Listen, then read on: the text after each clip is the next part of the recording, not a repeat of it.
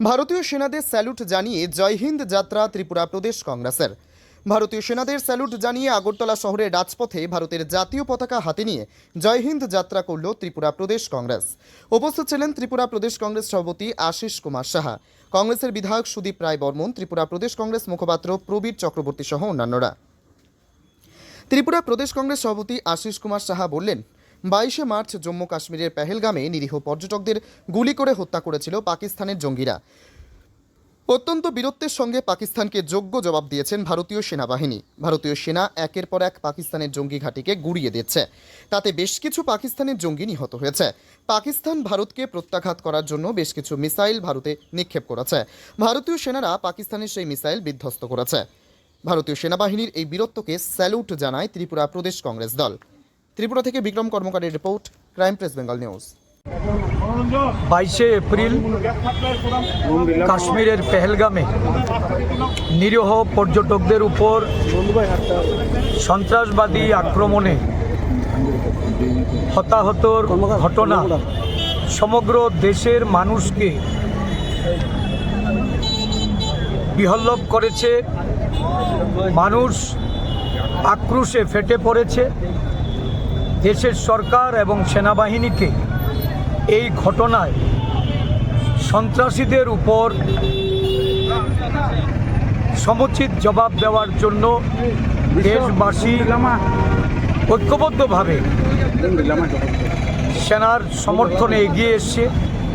সরকারকে পদক্ষেপ গ্রহণ করার যে দাবি সারা দেশ জুড়ে সোচ্চার হয়েছে, ভারতীয় সেনারা তার জবাব দেওয়ার লক্ষ্যে গত দুদিন ধরে সমগ্র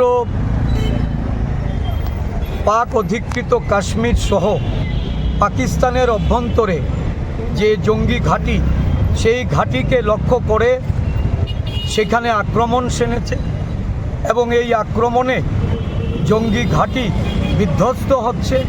গতকালকেও সেখানে এই জঙ্গি ঘাঁটিগুলিকে বিধ্বস্ত করার জন্য ভারতীয় সেনারা প্রতি আক্রমণ করেছে এবং পাকিস্তান থেকে পাল্টা প্রত্যাঘাত করার যে অভিপ্রায় নিয়ে যে মিসাইল এবং ড্রোন ভারতবর্ষের উপরে ছুঁড়েছিল, ভারতীয় সেনারা দক্ষতার সঙ্গে সেগুলিকে শুধু বিধ্বস্তই করেনি, প্রত্যাঘাত হিসাবে ভারতবর্ষের সেনারা জবাব দিয়েছে।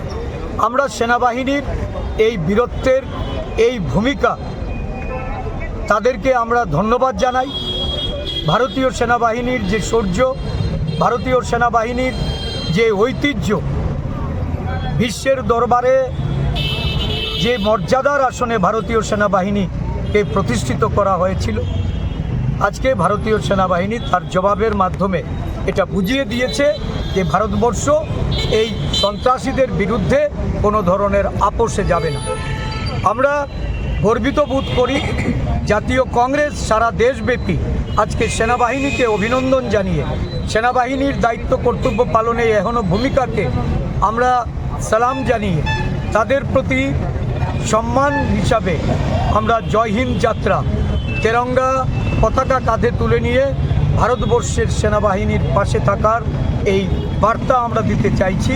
ভারতীয় জাতীয় কংগ্রেস গোড়া থেকেই এই হানাদারির বিপক্ষে ভারত সরকারকে যেমন সহযোগিতার আশ্বাস দিয়েছে, জনগণকে ঐক্যবদ্ধ থাকার জন্য আমরা ভারত সরকারের প্রতি এবং দেশের জনগণের প্রতি আমরা আবেদন জানিয়েছি।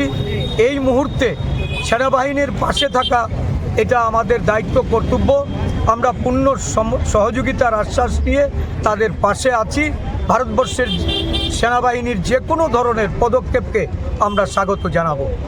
ধন্যবাদ।